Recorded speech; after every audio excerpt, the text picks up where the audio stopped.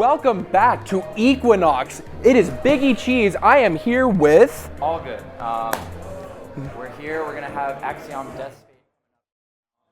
Very interesting matchup. We're going to have Icy versus probably Sora. Both of Deathspade's characters probably would do good here, but Icy's are tricky, so who knows, we'll see. Yeah, I mean, I don't know if Bayonetta's a good pick in Icy. It doesn't feel like it'd be very good. I feel like Bayonetta with Nana would not be fun at all.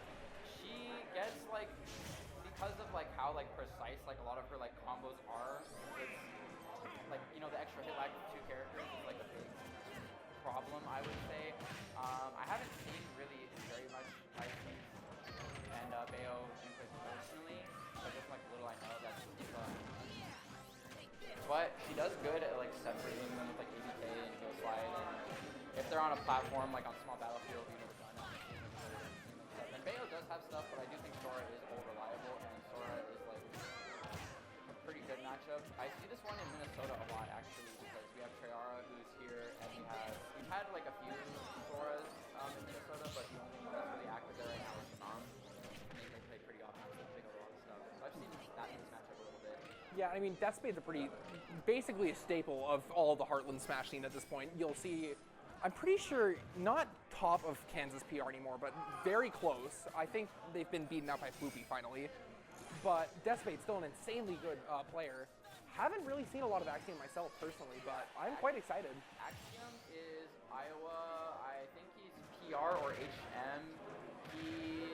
I also know he lived in SoCal at some point, which is where I'm originally from. So because of that, I got a little bit of a camaraderie with him based off that alone. He showed up at Counter Hit. He shows up at some of our monthlies over in Minnesota as well sometimes, just because Iowa is, you know, a nice, like, 2-3-ish hour drive out. But Deathspade is at quite a lead here. Like, I thought we were just watching, like, a button test at the first stock while we were explaining everything, because it said game will be starting soon, and then before I knew it, the overlay was on. I was explaining everything, and I was like, oh, we're at Yeah, no, this is kind of going very poorly for Axiom as of right now. This is game point for Deathspade. I think, like, one thing that you definitely want to do as a Sora player in this matchup is every little thing to, like, stall, because, you know, sometimes the Ices players, they'll do things like they'll do the roll with the main climber and send, like, Nana back over to ledge and, like, do the sliding up tilt, and even, like, if you're stalling your timings a little bit below the stage and they try and do something preemptive like that, you really just, like, throw a wrench in their plan. And also, people don't like to be planked. So yeah, because, I mean, I was literally just going to say, hey, you ever heard of planking? Because that's basically all we saw there. A 3-stock, 2 minutes and 16 seconds in game one, and Axiom's kind of just left. What do you even do after that? Well, he's thinking, for one. He's hitting the thinking emoji, got his hand under his chin. Oh, yeah. Axiom, today was literally my first time ever interacting with him. I was extremely busy at Counter Hit with TOing, casting, playing singles and doubles, all that stuff. But from the bit that I heard Axiom today, because him and Trey are buddies, they're Ice Climbers players, he was following us around a lot of Trey's sets. Anything that would happen, he'd be like, oh, that was like an interesting air dodge. Like, oh, like, why does the blitz not work? Oh, why is, like, down throw, up air not true on this character? He's extremely, like, he's got, like, a lot of, like, knowledge depth. He was labbing while he was waiting for his sets. Like, he had his switch in handheld mode between his knees, and he was holding his controller, like, at his chest, just labbing. Huh. Like, this guy is, like, he hits the books. So when he's thinking like that between game one, I'm definitely expecting to see not as big of a blowout as last time. And he's already pretty confident. Yeah. I mean, it's going to take a lot of adjustment, obviously. When you get 3-stocked like that, it's a shock to your system. You're not always just ready to go into that next game. But, I mean, with something like this, you don't have time to not be ready. Yeah, no, we're in a tournament. Icing out is a no-go, and, you know, we're already pretty deep in. People, they got their adrenaline high. People prepared for these things. Everyone's just here to play the game, and, you know, if you're trying to play it slow, you know, you gotta find the way to, like, give yourself time within the match. It seems like Axiom is kind of doing that. He's getting. Is your mic pack on? Can you check for me real quick? Sorry.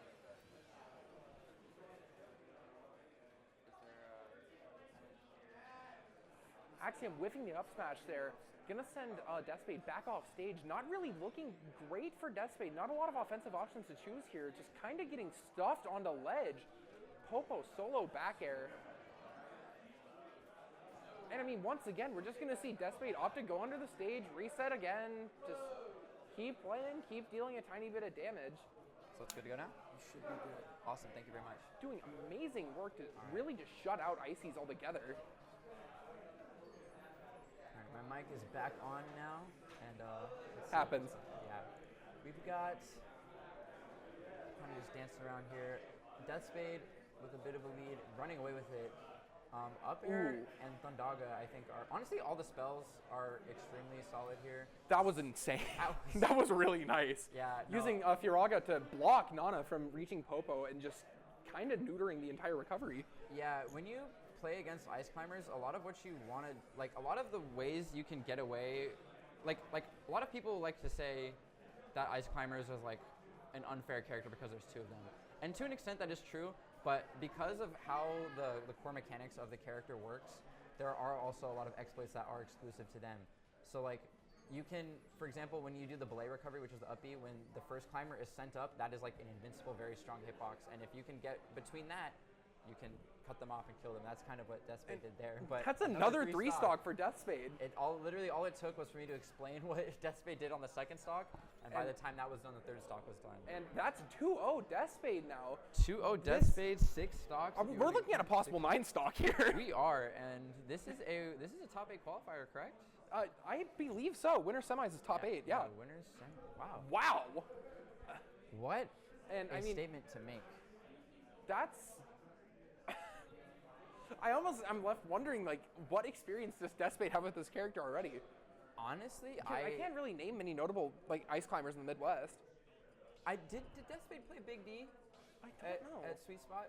Probably. I think so because I can't remember. I think so because I remember watching that tournament specifically because I was like, why is Big D in the Midwest? And I watched. Why not? his run. Who wouldn't want to be in the Midwest right now? He was honestly true. The Midwest Smash is looking hot. There's so many players that are just like, wow. Like we had, I think we had Aaron, who was I believe the 3rd seed or 4th seed, play Zen, who was the 7th seed for 17. Like loser got 17.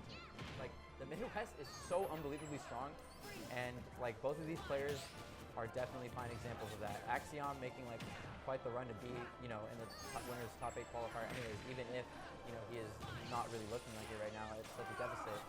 A little bit of a lead on Deathspade here. I mean, even making it to winners quarters of a tournament like this, that's an achievement on its own.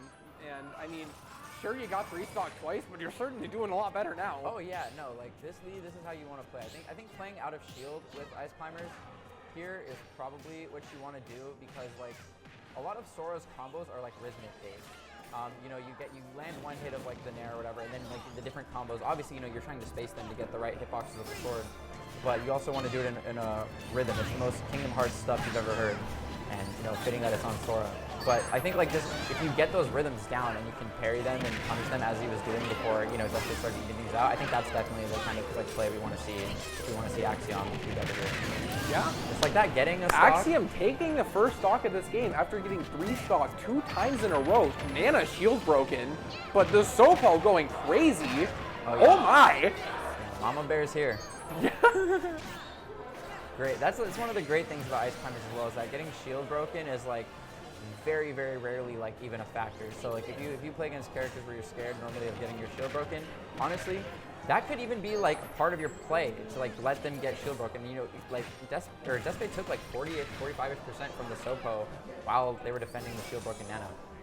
So I mean, so far in this game, what do you think is the biggest thing that Axiom has changed in their game plan to get this amount of progress? Playing out of shield 100%, at least early on. Right now, I think Axiom is trying to not like let like his lead just like stay as small as it is. So he's playing a little aggressive, but like he got his strong lead because he was playing out of shield and playing a lot more defensively, getting a lot of parries at first. And like even though like these hitboxes are very stubby, like that up smash, you can use them as callouts because Sora is quite floaty. If you're seeing him jump, you know when he's gonna land, right? Yeah. So you can call it out like that. I mean, so far an amazing adjustment. You're seeing Axiom with a slight lead here. This could very much turn into a game. Ooh, that up air is not going to be fun though. Yeah, up air from Sora, quite the killer. Up B, probably even worse. Yeah, up B, I mean, it's easier to fall out of because you can't really fall out of Sora up air. So SDI being a factor there. Oh, the F tilt, honestly, such an amazing frame tool, especially against Ice Climbers. All right, we're sitting here.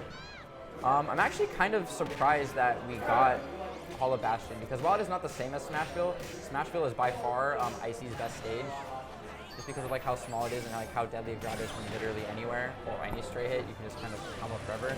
But Deathspade, confident enough that for like, you know, there's still a even game here. This is basically anyone's game as of right now. But I mean, Axiom's lead is basically evaporated too.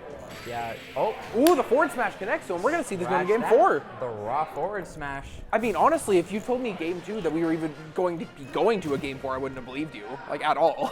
Yeah, I think if I was a completely non-biased spectator, I would be like, well, I don't think we're gonna be seeing anything more than like maybe an 8 stock at best. Yeah, I mean, Axiom managing to convert a game there after getting pasted 2 times in a row, that's amazing.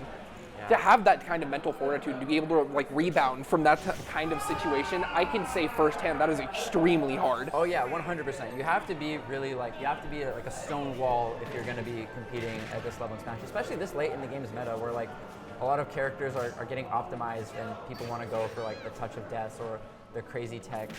And both of these characters are honestly really great examples of that, but we're not really seeing so much of that from Deathspade just because the nature of fighting Ice Climbers. You can't really TOD 2 guys at once, but Yeah. we're seeing just, you know, the really just like pure optimization of the tools that Sora has in this matchup. Wow, I was a little surprised that Popo made that there. I was a little scared with how far Nana was. Throwing ice at each other. Just kind of blizzballing right now. Nair's gonna Snowball connect. fight. Yeah.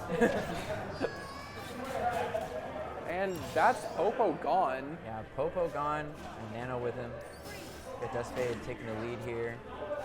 I'd like to point out the fact that we came back to Hollow Bastion, that Deathspade was okay with that. Yeah, I feel like part of it, I would say Deathspade's play has been extremely confident. You know, when getting the lead, especially in the first 2 games, just sitting under the stage, floating around. You know, with the 2-3 stocks, like honestly, if I feel like I'm playing that hot, and like I barely lost the game 3, I'm gonna let you run it right back. I want to play as confident as you are, and like call you out on your confidence, because if you get called out while you're playing confident, that is like a huge like shot to the foot right there. Yeah. And I mean, even now you're still seeing it's a lot more even. Of course, Axiom has a small deficit right now, but frankly, that can be brought back with 1 grab. Oh yeah.